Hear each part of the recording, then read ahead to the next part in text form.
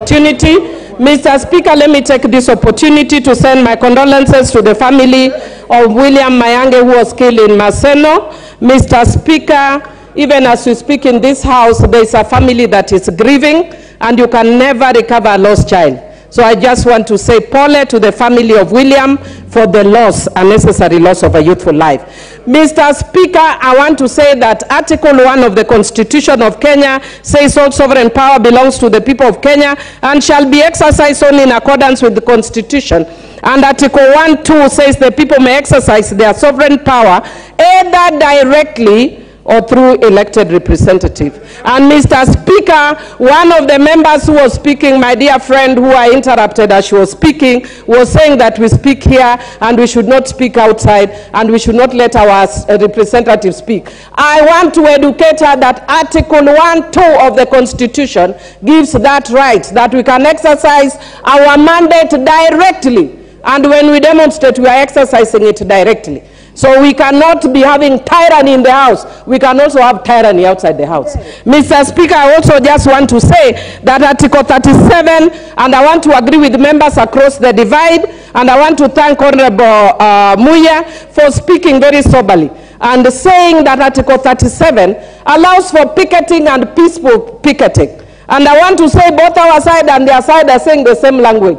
Let us have picketing which is allowed under Article 37 with no condition, because the Constitution does not give condition except peaceable picketing. And Mr. Speaker, in peaceable picketing, the mandate lies with the police. The citizen of Kenya does not have arms. Mr. Speaker, those who maintain peace and order are the police. Mr. Speaker, I also want to say that those who are killed, as we have heard from the boy who was killed in Maseno, was killed by the police.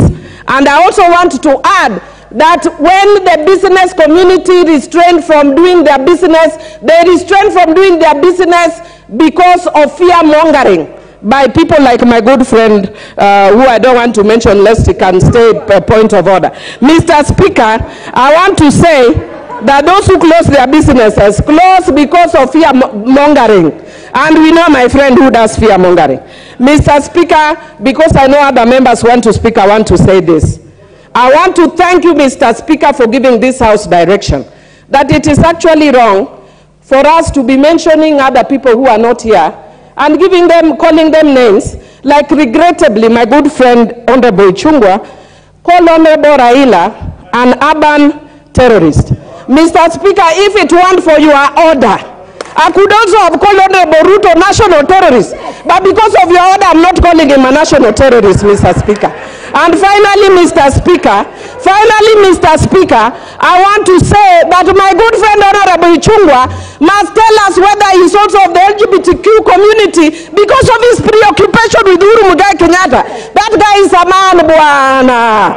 Don't be too preoccupied with Honorable Uhuru Akakunyima.